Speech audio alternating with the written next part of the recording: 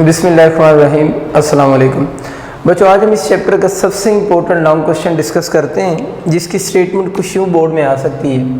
What is Wheatstone bridge? Wheatstone bridge क्या है and how it is used to find the unknown resistance. और इस Wheatstone bridge की मदद से हम अननोन रेजिस्टेंस कैसे फाइंड कर सकते हैं। ये जो व्हीटस्टोन ब्रिज का टॉपिक है, ये बेसिकली व्हीटस्टोन जो था, व्हीटस्टोन एक इंग्लिश टेलीग्राफ इंजीनियर था जिसने ये व्हीटस्टोन ब्रिज डेवलप किया। और इस ब्रिज की मदद से अब हम अननोन रेजिस्टेंस को ईजिली मेजर कर सकते हैं। तो फर्स्ट ऑफ ऑल हम बात करते हैं कि जो व्हीटस्टोन था उसने अननोन रेजिस्टेंस को फाइंड आउट करने के लिए जो सर्किट डिज़ाइन किया था, उस सर्किट की प्रॉपर्टीज़ पे पहले बात करते हैं। तो बच्चों, मैंने आपके लिए ऑलरेडी बोर्ड पे सर्किट बनाया हुआ है। देखिए, व्हीटस्टोन ब्रिज ने जो सर्किट डिज़ाइन किया था, इस सर्किट के अंदर 4 रजिस्टर्स लगे हुए थे। सपोज करता हूँ मैं इस रजिस्टर को P का नाम दे देता हूँ, इस रजिस्टर को मैं Q का नाम दे देता हूँ, ये रजिस्टर R है और इस रजिस्टेंस को मैं X का नाम दे रहा हूँ। इन रजिस्टर के नेम मैंने वही यूज़ किए हैं जो हमारी बुक में लिखे हुए हैं।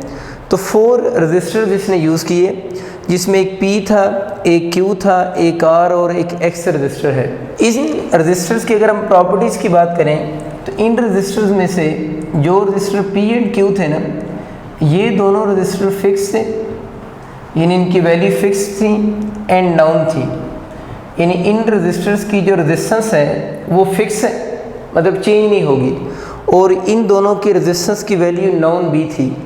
ये जो रजिस्टर R है ना, ये रजिस्टर R जिसकी सिंबल है, ठीक है, ये रजिस्टर R जो है वो एक वेरिएबल रजिस्टर है, मतलब इसकी रेजिस्टेंस वेरिएबल है, लेकिन इसकी रेजिस्टेंस वेरिएबल होने के साथ साथ नाउन भी है। मतलब हम इसकी रेजिस्टेंस को अपनी मर्ज़ी से चेंज कर सकते हैं, लेकिन उस रेजिस्टेंस की वैल्यू नाउन वैल्यू होगी। फिर बच्चों हम बात करते हैं ये जो X है, X यहाँ पर जो है वो अननोन रजिस्टर है।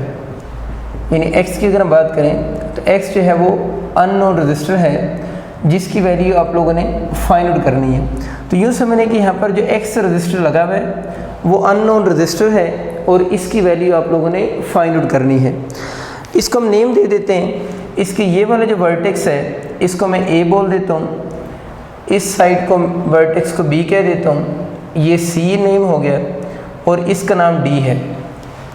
अब बच्चों आप लोगों ने करना यह है कि इसमें जो पॉइंट A और C है ना, देखिए इस पॉइंट A के साथ और पॉइंट C के साथ with the help of wires मैंने एक वोल्टेज सोर्स या बैटरी कनेक्ट कर दी है। वो आपको शो हो रहा है कि उस वोल्टेज सोर्स की जो EMF है उसको हम E से डिनोट कर रहे हैं और इसके साथ S stand for switch S है, तो मैंने एक स्विच S भी लगा दी है। अब बच्चों आप लोगों ने करना इसमें यह है कि जो पॉइंट B और D आपको नज़र आ रहे हैं ना, इस पॉइंट B और D के दरमियान में with the help of wires आप लोगों ने एक गैल्वानोमीटर लगा देना। जो मैंने कैपिटल G लिखा है ना और सर्कल से लगाया है, ये गैल्वानोमीटर की सिंबल है। तो इन शॉर्ट क्या हुआ है कि A और C के दरमियान में आप लोगों ने वोल्टेज सोर्स लगा देना है और जो B और D आपको नज़र आ रहे हैं इनके दरमियान में आप लोगों ने एक गैल्वानोमीटर अटैच कर देना है, जिस तरह डायग्राम में शो हो रहा है। R के बारे में मैंने बोला है कि ये वेरिएबल रजिस्टर है लेकिन इसकी वैल्यू नाउन है। तो जो चीज़ वेरिएबल होती है ना, उसके ऊपर हम इस तरह का एरो का साइन लगा देते हैं। तो किसी भी इलेक्ट्रिकल कंपोनेंट के ऊपर अगर आपको इस तरह का एरो नज़र आए तो इसका मतलब ये होगा कि वो जो भी फिजिकल को जो भी वहाँ पर अगर सपोज करें इस बैटरी के ऊपर एरो बना दें तो इस जो बैटरी होगी उसकी वोल्टेज वेरिएबल हो जाएगी। अगर रजिस्टर के ऊपर एरो बना दें तो वो रजिस्टर वेरिएबल हो जाएगा। अगर कैपेसिटर के ऊपर एरो बना दें तो वो कैपेसिटर की कैपेसिटेंस वेरिएबल हो जाएगी। बस ये बात आप लोगों ने याद रखनी है कि एरो जिस भी कंपोनेंट के ऊपर बना होगा इसका मतलब है उस कंपोनेंट की जो वैल्यू है वो वेरिएबल है, मीन हम अपनी मर्ज़ी से उसको चाहें तो चेंज कर सकते हैं। अब बच्चों हम इसकी वर्किंग स्टार्ट करते हैं। वर्किंग में आप लोगों ने जो सबसे मेन चीज़ देखनी है, इस सर्किट में करंट कब फ्लो करेगा, जब आप लोगों ने स्विच एस को क्लोज़ करना है। तो देखिए जैसे ही मैं स्विच एस को क्लोज़ करूँगा तो इस स्विच एस को क्लोज़ करने से इस सर्किट में आप देख लें करंट I फ्लो कर रहा है। यानी जैसे ही मैंने स्विच एस को क्लोज़ किया तो इस सर्किट में करंट I फ्लो कर रहा है। तो मैं कन्वेंशनल करंट ले रहा हूँ। कन्वेंशनल करंट का मतलब जिसकी डायरेक्शन पॉजिटिव टर्मिनल से टवर्ड्स नेगेटिव टर्मिनल होगी। देखिए इस पॉइंट A के ऊपर आकर करंट डिवाइड होगा, कुछ करंट P की तरफ चला जाएगा और कुछ करंट जो होगा वो R की तरफ चला जाएगा। यानी कुछ करंट P की तरफ गया, कुछ R की तरफ। अब ज़रा सोचें, जब यहाँ पर आप पहुँचेंगे, यहाँ पर करंट क्यों डिवाइड हुआ है? करंट के पास फ्लो करने के दो डिफरेंट पाथ थे, कुछ करंट रजिस्टर P की तरफ गया है, कुछ R की तरफ गया है। अब हम इस करंट के बारे में सोचें जो करंट इस B पॉइंट पे पहुंचा है। अब जो करंट इस B पॉइंट पे पहुंचेगा, इस करंट के पास फ्लो करने के अगेन दो पाथ हैं कि कुछ करंट इस Q की तरफ जाएगा और कुछ करंट इधर गैल्वेनोमीटर की तरफ आ जाएगा, क्योंकि दो पाथ है ना। और जो करंट R की तरफ जा रहा है, उस करंट के पास भी तो D पॉइंट पे दो पाथ होंगे ना, कुछ करंट X की तरफ जाएगा और कुछ करंट अगेन अपवर्ड गैल्वेनोमीटर की तरफ चला जाएगा। तो ये इस सर्किट में करंट की फ़्लो की ओवरऑल डायग्राम बनती है कि जैसे हम स्विच एस क्लोज करेंगे करंट फ्लो करेगा, और करंट फ्लो करने के बाद यहाँ पर करंट डिवाइड होगा, फिर B और D पॉइंट पे दोबारा करंट डिवाइड होगा, कुछ करंट Q की तरफ, कुछ करंट गैल्वेनोमीटर की तरफ, यहाँ पर कुछ करंट X की तरफ, कुछ करंट गैल्वेनोमीटर की तरफ। तो ये ओवरऑल फ्लो ऑफ करंट है जो मैंने इस सर्किट में आपको शो की है। अब बच्चों असल में आपको एक चीज़ तो पता है ना, यहाँ पर जो करंट डिवाइड होगा, यानी करंट ने P की तरफ ज़्यादा जाना है या R की तरफ ज़्यादा जाना है, वो डिसाइड करेगी resistance of P and R। यानी करंट ने P की तरफ ज़्यादा जाना है या R की तरफ ज़्यादा जाना है, वो किस चीज़ ने डिसाइड करना है? Resistance of P and R। क्योंकि मैंने आपको जनरल एक रूल बताया हुआ है कि करंट जो है वो इस रूल के अकॉर्डिंग डिवाइड होता है। इस रूल के अकॉर्डिंग डिवाइड होने का मतलब ये है कि सर्किट में जिस कंपोनेंट यानी जिस रजिस्टर की रेजिस्टेंस ज़्यादा होगी ना, उसकी तरफ करंट क्या करेगा? कम फ्लो करके जाएगा, और जिसकी रेजिस्टेंस कम होगी उस तरफ करंट ज़्यादा फ्लो करके जाएगा। ये बात आप लोगों ने माइंड में रखनी है। अब बच्चों होगा ये कि यहाँ से आप लोगों ने जैसे स्विचेस को क्लोज़ किया और इस जगह पर आकर करंट डिवाइड हुआ है, कुछ करंट आपका P की तरफ जा रहा है और कुछ करंट किसकी तरफ जा रहा है? R की तरफ जा रहा है। और अब आपको नज़र आ रहा है कि गैल्वेनोमीटर में से करंट फ्लो कर रहा है। अगर गैल्वेनोमीटर में से करंट फ्लो कर रहा है तो इसका मतलब ये हुआ कि गैल्वेनोमीटर के जो दोनों एंड्स हैं, ज़ाहिर गैल्वेनोमीटर में से जब करंट फ्लो करेगा तो गैल्वेनोमीटर की जो नीडल है, सपोज करें उसकी नीडल है, उसने डिफ्लेक्शन देनी है। जब गैल्वेनोमीटर की नीडल डिफ्लेक्शन देगी, इसका मतलब है इसमें से करंट फ्लो कर रहा है। और अगर इसमें से करंट फ्लो कर रहा है तो इस बात का मतलब ये है कि ये गैल्वेनोमीटर किस पॉइंट पे लगा हुआ है? इस गैल्वेनोमीटर का एक एंड पॉइंट B के साथ लगा हुआ है और उसका दूसरा एंड पॉइंट D के साथ लगा हुआ है। तो अगर गैल्वेनोमीटर की नीडल डिफ्लेक्शन देती है, इसका मतलब ये हुआ कि जो पॉइंट B और पॉइंट D हैं, इन दोनों का पोटेंशियल आपस में सेम नहीं है। ये बात नोट कर लें कि अगर गैल्वेनोमीटर की नीडल डिफ्लेक्शन दे रही है, इसका मतलब ये है इसमें से करंट फ्लो कर रहा है। तो मैंने आपको क्या रूल पढ़ाया था कि करंट जब भी फ्लो करता है, करंट को फ्लो करने के लिए क्या चीज़ चाहिए होती है? पोटेंशियल डिफरेंस चाहिए होता है। अगर पोटेंशियल डिफरेंस ना हो तो करंट कभी फ्लो नहीं करता। तो अगर गैल्वेनोमीटर की नीडल डिफ्लेक्शन दे रही है, इसका मतलब इसमें से करंट फ्लो कर रहा है। करंट फ्लो करने का मतलब है कि इसके जिन दो पॉइंट्स के दरमियान में लगा हुआ एक B और D हैं, फिर इन दोनों का क्या सेम है? पोटेंशियल सेम नहीं है। क्योंकि अगर पोटेंशियल सेम होता तो फिर गैल्वेनोमीटर की नीडल ने डिफ्लेक्शन नहीं देनी थी और करंट भी फ्लो नहीं करना था। तो याद रखना है, गैल्वेनोमीटर की नीडल डिफ्लेक्शन देने का मतलब ये है कि पॉइंट B और D का पोटेंशियल सेम नहीं है।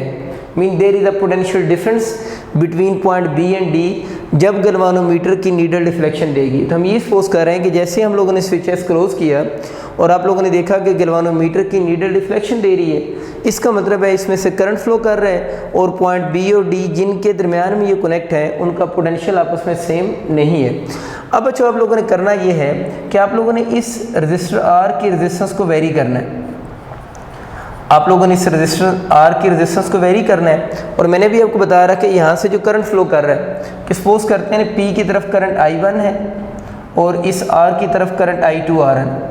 इस तरफ करंट I1 जा रहा है P की तरफ, इस तरफ करंट I2 आ रहा है। अब आप लोगों ने जब इस रजिस्टर R को वेरी करना है तो इस रेजिस्टेंस R के वेरी करने से जब रेजिस्टेंस चेंज होगी तो ये जो करंट होंगे इनकी वैल्यूज़ भी क्या होंगी?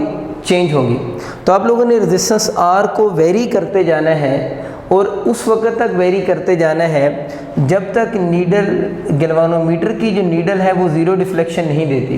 तो आप लोगों ने क्या मेन काम करना है, हम रेजिस्टेंस R को वेरिएबल है रेजिस्टेंस है, हम इस रेजिस्टेंस R को वेरिएबल करेंगे, मतलब इसको चेंज करते रहेंगे और उस वक्त तक चेंज करते रहना है जब तक गैल्वेनोमीटर की नीडल ज़ीरो डिफ्लेक्शन नहीं देती।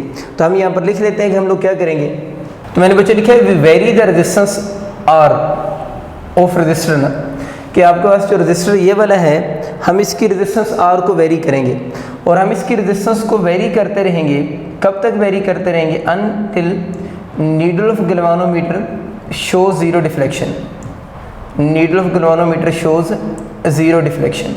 तो उस वक्त तक आप लोगों ने गैल्वानोमीटर जो है उसकी जो रेजिस्टेंस, ये जो रजिस्टर आर है, इसकी रेजिस्टेंस को वेरी करते रहना है अनटिल के needle of galvanometer show zero deflection. Needle of GM लिखते हैं, needle of galvanometer show zero deflection. अब बच्चों जैसे ही गैल्वानोमीटर की नीडल ज़ीरो डिफ्लेक्शन शो करेगी, इस बात का मतलब ये है कि ज़ीरो डिफ्लेक्शन का मतलब है कि पोटेंशियल ऑफ पॉइंट P जो होगा ना, पोटेंशियल ऑफ पॉइंट कौन सा P कह रहा हूँ, B जो होगा ना, potential of point B and दूसरा कौन सा है D आर सेम। तो अगर गैल्वानोमीटर की नीडल ज़ीरो डिफ्लेक्शन दे रही है, इसका मतलब यह है कि potential of point B and D are क्या हो जाएंगे? सेम हो जाएंगे। तो यही तो आपको मैं इतनी देर से बता रहा था कि जब पोटेंशियल सेम होंगे उस वक्त गैल्वानोमीटर की नीडल को डिफ्लेक्शन शो नहीं करेगी। तो ये मैं समझ आ गया कि हम लोगों ने इसमें क्या करना है वर्किंग में, हम जो रजिस्टर आर है उसकी रेजिस्टेंस को वेरी करते रहेंगे, उतना वेरी करेंगे कि जब तक needle of galvanometer zero deflection नहीं देगी। जब needle of galvanometer zero deflection देगी उसका मतलब है कि पॉइंट B और D का पोटेंशियल आपस में सेम हो गया। और जब गैल्वानोमीटर की नीडल ज़ीरो डिफ्लेक्शन देती है उस वक्त हम ये वर्ड यूज़ करते हैं कि व्हीटस्टोन इज़ बैलेंस, कि व्हीटस्टोन ब्रिज इज़ बैलेंस, कि आपका जो व्हीटस्टोन ब्रिज है वो क्या हो चुका है? बैलेंस हो चुका है। यानी जब गैल्वानोमीटर की नीडल ज़ीरो डिफ्लेक्शन देगी उस कंडीशन को हम क्या बोलेंगे? Wheatstone bridge is balance. और जिस पॉइंट पे व्हीटस्टोन ब्रिज बैलेंस होगा, जिस पॉइंट पे व्हीटस्टोन ब्रिज बैलेंस होगा उस पॉइंट को हम बच्चों नाम देते हैं बैलेंस पॉइंट। तो ये बस आप लोगों ने कुछ टर्म्स याद रखनी है। अब आपसे अगर कभी को पूछता है ना वाइवा वगैरह में भी कि व्हीटस्टोन ब्रिज बैलेंस का मतलब क्या होता है, तो आप लोगों ने कहना है वो सिचुएशन जिसके ऊपर आप रेजिस्टेंस आर को चेंज करते रहें और वो सिचुएशन या वो पॉइंट जिस पे गैल्वानोमीटर की नीडल ज़ीरो डिफ्लेक्शन देगी, उस वक्त जो होगा वो Wheatstone bridge is called balance bridge. और जिस पॉइंट पे वो ज़ीरो डिफ्लेक्शन दे रही है उस पॉइंट को हम लोग किसका नाम देंगे? बैलेंस पॉइंट का नाम दे देंगे। तो ये तो बच्चों इसकी थोड़ी सी समरी थी कि आप लोगों ने व्हीटस्टोन ब्रिज की वर्किंग कैसे ऑब्जर्व करनी। तो वर्किंग के लिए सबसे पहला काम क्या किया? आप लोगों ने रजिस्टर आर की रेजिस्टेंस को वेरी किया, उससे क्या चेक की? Needle of galvanometer zero deflection show कर दे। और जब गैल्वानोमीटर की नीडल ने ज़ीरो डिफ्लेक्शन शो कर दी, इसका मतलब क्या है? इसका मतलब ये है कि अब आपके पास व्हीटस्टोन ब्रिज बैलेंस हो गया है। और वो पॉइंट जब व्हीटस्टोन ब्रिज बैलेंस होगा यानी गैल्वानोमीटर की नीडल ज़ीरो डिफ्लेक्शन देगी, उस पॉइंट को हम क्या बोलेंगे? बैलेंस पॉइंट भी इसको कहते हैं। इसका एक और नेम भी होता है, इसको बैलेंस पॉइंट भी कहते हैं। This point is also called null point. इसको बैलेंस पॉइंट भी बोलते हैं और नल पॉइंट भी कहते हैं। नल मीन कि needle of galvanometer shows zero deflection, उसी ज़ीरो को हम क्या बोलते हैं? नल पॉइंट का नाम भी दे रहे होते हैं। अब दोबारा इस सर्किट को देखें। देखिए सपोज करें अब गैल्वानोमीटर की नीडल कोई डिफ्लेक्शन शो नहीं कर रही और यहाँ से ए पॉइंट से I1 करंट P की तरफ जा रहा है। अब मैंने पहले बोला था कि B पॉइंट पे जब करंट आएगा कुछ करंट गैल्वानोमीटर की तरफ जाएगा, कुछ Q की तरफ। लेकिन अब इशू ये हुआ है कि बैलेंस पॉइंट के ऊपर आकर या नल पॉइंट के ऊपर आकर गैल्वानोमीटर में से तो कोई करंट फ्लो नहीं कर रहा। इसका मतलब ये हुआ कि अब ये वाला करंट इस तरफ नहीं आएगा। यहाँ से जितना करंट किसकी तरफ जा रहा है? A से B की तरफ जा रहा है। अब वो करंट गैल्वानोमीटर की तरफ नहीं आएगा, वो सेम करंट B से C की तरफ जाएगा। इसका मतलब ये हुआ कि अगर A से B तक करंट I1 जा रहा है तो B से C तक करंट भी कितना जाएगा? I1 ही करंट फ्लो करके जाएगा। क्लियर होगी बात? तो मैं कह सकता हूँ कि रजिस्टर P में से जितना करंट फ्लो कर रहा है वो सेम करंट रजिस्टर Q में भी फ्लो कर रहा है, क्योंकि अब इस तरफ कोई करंट फ्लो करके नहीं आ रहा। सेम केस बच्चे अब नीचे अप्लाई करो। नीचे क्या होगा? जितना करंट A से D तक जा रहा है वो कितना हम लोगों ने लिया हुआ है? I2। ये तो आपको पता है ना I1 प्लस I2 का सम इस टोटल I के इक्वल होगा। अब करंट अगर सपोज करते हैं I2 जा रहा है इस वक्त जब ब्रिज बैलेंस हुआ है, या I1 और I2 दोनों करंट कब है? When bridge is balance. ये बात याद रखनी है। बैलेंस का मतलब एक्सप्लेन कर चुका हूँ। अब I2 यहाँ पर करंट पहुँचा, पहले तो करंट यहाँ से डिवाइड हो रहा था। अब गैल्वानोमीटर की नीडल ज़ीरो डिफ्लेक्शन दे रही है, तब अगेन इस तरफ करंट फ्लो करके नहीं जाएगा। तो इस D पॉइंट की तरफ जितना करंट आ रहा है वो कितना आ रहा है? I2। वो सेम करंट D से C की तरफ चला जाएगा। तो A से D तक जो करंट आ रहा है वो I2 है, तो D से C तक जो करंट है वो भी कितना जा रहा है? I2 ही जा रहा है। तब आपको बच्चों ये पॉइंट क्लियर हो गए ना, पहले यहाँ पर करंट डिवाइड हो रहे थे और P में से जो करंट गुजर रहा है और Q में से जो करंट गुजर रहा है उनकी मैग्नीट्यूड सेम नहीं थी, क्योंकि यहाँ से करंट कुछ इधर आ जाता था, कुछ उधर जाता था। अब यहाँ से जितना करंट आ रहा है B की तरफ, उतना ही B से C की तरफ भी जा रहा है। तो P और Q दोनों में करंट कितना फ्लो कर रहा है, I1। इसी तरह A से D तक जितना करंट आ रहा है, सेम करंट फ्लो कर रहा है D से C की तरफ। तो हम कह सकते हैं कि A से D तक करंट I2 है, तो D से C तक भी करंट जो फ्लो कर रहा है वो I2 ही करंट है, क्योंकि अब यहाँ से भी कुछ भी करंट गैल्वानोमीटर की तरफ मूव करके नहीं जा रहा है। यही गैल्वानोमीटर का प्रिंसिपल भी है। तो मैंने ऊपर प्रिंसिपल लिखा भी हुआ है, इसको एक नज़र रीड कर लें। मैंने लिखा है when the potential difference across the bridge is same, कि जब potential difference across the bridge is same, यानी जब ब्रिज के अक्रॉस जो पोटेंशियल डिफरेंस है वो क्या हो जाए, सेम हो जाए। उससे क्या होगा, गैल्वानोमीटर गिव जीरो रीडिंग। जब पोटेंशियल सेम हो जाएगा अक्रॉस द ब्रिज, तो गैल्वानोमीटर की जो नीडल होगी give zero reading of current through it. तो गैल्वानोमीटर की नीडल, वही बात है ना कि जब ब्रिज आपका बैलेंस हो जाएगा या पोटेंशियल डिफरेंस सेम हो जाएगा, तो गैल्वानोमीटर जो होगा उसकी नीडल जीरो रीडिंग देगी या जीरो डिफ्लेक्शन देगी, zero reading of current through it. This condition is called null condition. इस कंडीशन को हम क्या बोलते हैं, नल कंडीशन कहते हैं। और यही बेसिकली अगर आपका लॉन्ग क्वेश्चन आ जाता है गैल्वानोमीटर का प्रिंसिपल लिखें, तो यही आप लोगों ने गैल्वानोमीटर का प्रिंसिपल भी लिखना है। मैंने साथ में आपके लिए डेफिनेशन भी लिख दी है, क्योंकि प्रिंसिपल और डेफिनेशन आप लोगों ने एग्जैक्ट वर्डिंग लिखनी होती है। तो अब बच्चों हम क्या करेंगे, अब हम इस व्हीटस्टोन ब्रिज में भी थोड़ी देर बाद ये करेंगे कि हम P, Q और R, अगर आप देखें ना P और Q भी दोनों नॉन रजिस्टर्स हैं, R भी जो है वेरिएबल, लेकिन इसकी वैल्यू तो कौन सी है, नाउन है। अब यूँ समझे ना कि हम R की वैल्यू को अपनी मर्ज़ी से चेंज कर रहे होते हैं, लेकिन जो भी उसकी न्यू वैल्यू आती है वो हमारे लिए नाउन होती है। तो ये भी नाउन है।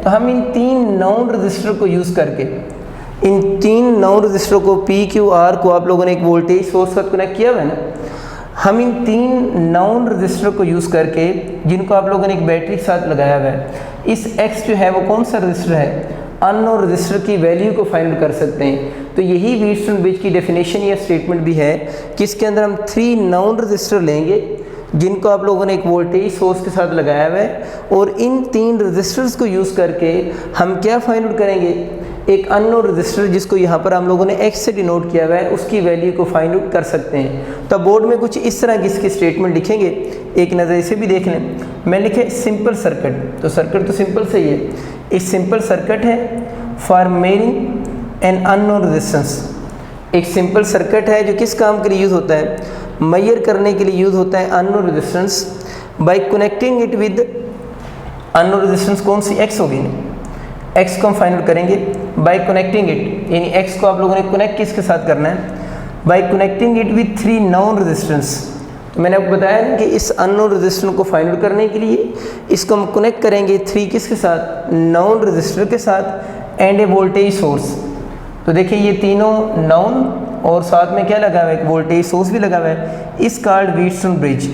इस ब्रिज को बच्चों हम नाम दे रहे होते हैं किस चीज़ का, व्हीटस्टोन ब्रिज का नाम दे रहे होते हैं। तो आपको स्टेटमेंट समझ आ गई कि आप लोगों ने एक अननोन रजिस्टर को फाइंड आउट करने के लिए इसको 3 नाउन रजिस्टर्स और प्लस एक वोल्टेज सोर्स का कनेक्ट करेंगे, तो हम अननोन रेजिस्टेंस को फाइंड आउट कर सकते हैं। और अननोन रेजिस्टेंस को फाइंड आउट करने का प्रिंसिपल क्या है कि आप इस व्हीटस्टोन ब्रिज को बैलेंस करें, और बैलेंस इस तरह करें कि इसके अंदर नल कंडीशन या नल पॉइंट लेकर आएँ। और नल कंडीशन या नल पॉइंट क्या है कि गैल्वानोमीटर की जो स्केल है या जो उसका जो डायल है वो कितनी डिफ्लेक्शन दे, 0 रीडिंग या 0 डिफ्लेक्शन दे दे। और 0 डिफ्लेक्शन हम कैसे अटेन करेंगे, वो ऑलरेडी मैं आपको बता चुका हूँ कि हम इस रजिस्टर R की रेजिस्टेंस को वेरी करेंगे। और ये जो ऊपर बात लिखी है, when the potential difference across the bridge is same, इस बात को भी ज़रा समझ लें। इसका एक मेथड तो मैंने आपको बता दिया, अब दूसरा बताता हूँ। पहले मैंने आपको ये बताया कि when the potential difference across the bridge is same का मतलब क्या है ना, इसका एक मतलब तो ये है कि पॉइंट B और D का पोटेंशियल आपस में सेम हो गया, यानी गैल्वानोमीटर की नीडल जब 0 डिफ्लेक्शन दे रही है, इसका मतलब ये हुआ कि पॉइंट B और D का आपस में पोटेंशियल क्या है, सेम है। इस बात को आप यूँ भी कह सकते हैं कि अगर पॉइंट B और D का आपस में पोटेंशियल सेम है, तो इस बात का मतलब ये है कि पोटेंशियल जो डिफरेंस है ना, या वोल्टेज ड्रॉप कह लें कि वोल्टेज ड्रॉप अक्रॉस AB, यानी A से B तक वोल्टेज ड्रॉप निकालें, ए से बी तक कौन सा रजिस्टर है, पी रजिस्टर है ना। तो मैं यूँ कह सकता हूँ कि जो ये लिखा है ना point the potential difference across the bridge is same, एक इसका मीनिंग क्या है कि पॉइंट बी और डी का पोटेंशियल सेम है। दूसरा मीनिंग क्या है, दूसरी इसकी मीनिंग ये है कि voltage drop across A B, यानी ए से बी तक जितना वोल्टेज ड्रॉप हो रहा है इज इक्वल टू होगा voltage drop across A D. तो लिखा है when the potential difference across the bridge is same. इस बात को अब यूँ भी लिख सकते हैं कि पोटेंशियल ड्रॉप या voltage drop across A B equal to होगा वोल्टेज और potential drop across A D. और हमें पता है कि ए बी तक वोल्टेज ड्रॉप किस में आएगा, रजिस्टर पी में, और ए से डी तक वोल्टेज ड्रॉप किस में आएगा, रजिस्टर आर में। तो जब गैल्वानोमीटर की नीडल जीरो डिफ्लेक्शन देगी उस वक्त ए बी के cross potential drop equal to होगा ए डी के क्रॉस। और अगर ए बी का पोटेंशियल ड्रॉप ए डी के पोटेंशियल ड्रॉप के बराबर है तो अंडरस्टूड सी बात है कि बी सी के क्रॉस जितना पोटेंशियल ड्रॉप आएगा, यानी इस रजिस्टर आर के क्रॉस जितना पोटेंशियल ड्रॉप आएगा वो इक्वल टू होगा potential drop across D C. तो जितना पोटेंशियल ड्रॉप बी सी के अक्रॉस होगा उतने ही potential drop across D C भी होगा। इस बात को भी हम यूँ ही लिखते हैं कि when the potential drop across the bridge is same. लेकिन हमें समझ आ गया ये इसके बराबर होगा, इसका पोटेंशियल ड्रॉप यानी रजिस्टर पी का आर के बराबर होगा और रजिस्टर क्यू का पोटेंशियल ड्रॉप एक्स के बराबर होगा। लेकिन ये सब कुछ कब होगा, यानी ये इसके बराबर कब होगा, जब गैल्वानोमीटर की नीडल जीरो डिफ्लेक्शन देगी। ये बात आपको क्लियर हो चुकी है। और इसी कंडीशन को हम बैलेंस कंडीशन या नल पॉइंट कहते हैं। तब बच्चों हम इसकी कैलकुलेशन को स्टार्ट करते हैं। अब बच्चों हम इसकी कैलकुलेशंस की बात करते हैं। तो कैलकुलेशन में कहना है कि for a balanced Wheatstone bridge, यानी for a balanced Wheatstone bridge, balance का मतलब क्या है वो ऑलरेडी आप पढ़ चुके हैं। तो उस केस में क्या होगा कि the potential drop across A B is equal to होगा, ये ना potential drop across A B is equal to होगा potential drop across A D. ठीक बच्चों मैंने लिखा है कि potential drop across A B is equal to होगा potential drop across A D. अब देखिए ए बी के अक्रॉस पोटेंशियल ड्रॉप होने का मतलब क्या है, ए से बी तक देखें रजिस्टर कौन सा लगा हुआ है, पी है, जिसकी रेजिस्टेंस पी है और करंट कौन सा है, I1। तो पोटेंशियल ड्रॉप कैलकुलेट करने का क्या फॉर्मूला होता है, वही ओम लॉ रिलेशन से V इक्वल टू IR से कैलकुलेट करेंगे। तो पोटेंशियल ड्रॉप अक्रॉस AB की जब हम बात करेंगे तो इसमें से करंट कितना फ्लो कर रहा है, I1, और इस रजिस्टर की रेजिस्टेंस को हम किससे डिनोट कर रहे हैं, P से। तो क्या फॉर्मूला बनेगा, I1P, यानी इस रजिस्टर की रेजिस्टेंस की सिंबल R नहीं है, ये जो रजिस्टर लगा हुआ है उसकी रेजिस्टेंस की सिंबल P है। तो potential drop across AB V equal to IR से निकाला है I1P, लेकिन यहाँ पर R नहीं लिखना, उसकी रेजिस्टेंस लिखेंगे और इस रजिस्टर की रेजिस्टेंस को P से हम डिनोट कर रहे हैं, is equal to potential drop across AD। तो AD के क्रॉस देखें क्या लगा हुआ है, एक वेरिएबल रजिस्टर R लगा हुआ है। तो आप लोगों ने इसमें लिख लेना है करंट I2 है और रजिस्टर की रेजिस्टेंस कितनी R है। क्लियर होगी बात। और ये बात मैं बार बार रिपीट भी कर रहा था कि जब व्हीटस्टोन ब्रिज बैलेंस होगा तो इस साइड का पोटेंशियल इसके बराबर होगा। दूसरी क्या बात बताई थी, BC का पोटेंशियल ड्रॉप किसके इक्वल होगा, DC के क्रॉस होगा। तो इसी बात को अब हम यहाँ पर दोबारा भी लिख लेंगे, जहाँ लिखा है पोटेंशियल ड्रॉप अक्रॉस AB, मैं इसी को चेंज कर देता हूँ। यहाँ पर आप क्या लिख सकेंगे, the potential drop across BC, ये आप लोगों ने दोबारा लिखना है, मैं इसी को चेंज कर रहा हूँ, आप इसके नीचे लाइन लिखेंगे the potential drop across BC। अब इधर आ गए, BC किसके बराबर होगा, DC के बराबर होगा, the potential drop across DC।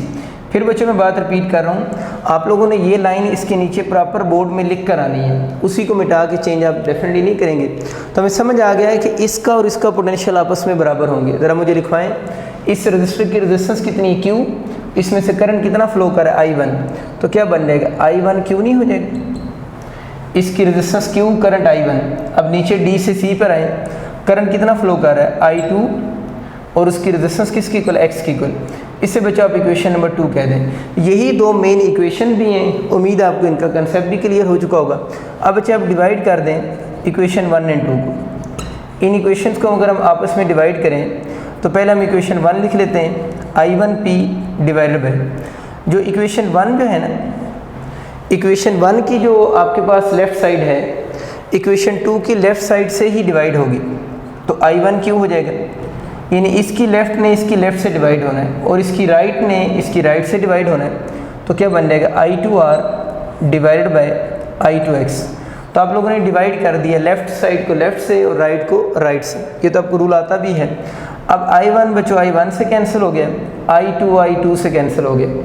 आपको पता है ना P, Q और R नोन रजिस्टर्स हैं और X कौन से अननोन है, हमने X फाइंड आउट करना है। अब बच्चों हम इनको लिख लेते हैं एक दफ़ा, चलिए सिंपल करके मैं लिख सकता हूँ P/Q इधर बच गया, करंट कैंसिल होने के बाद इस तरफ R/X बच गया, हमें तो X चाहिए, तो क्रॉस मल्टीप्लाई अगर मैं इनको करूँ तो क्या बन जाएगा Px is equal to QR, यानी योर Px इक्वल टू क्या हो जाएगा QR। यहाँ से अगर हम x की वैल्यू को बच्चों सेपरेट कर लें तो x इक्वल टू हो जाएगा QR डिवाइडेड बाय P, और x आपको पता है कौन सी रेजिस्टेंस है, x को हम लोगों ने बोला था ये अननोन रेजिस्टेंस है जिसकी वैल्यू को आप लोगों ने फाइंड आउट करना था, और ये जो इक्वेशन आप लोगों ने ड्राइव की है अननोन रेजिस्टेंस को फाइंड आउट करने के लिए, इस इक्वेशन को बोलते हैं Wheatstone bridge equation, Wheatstone bridge equation.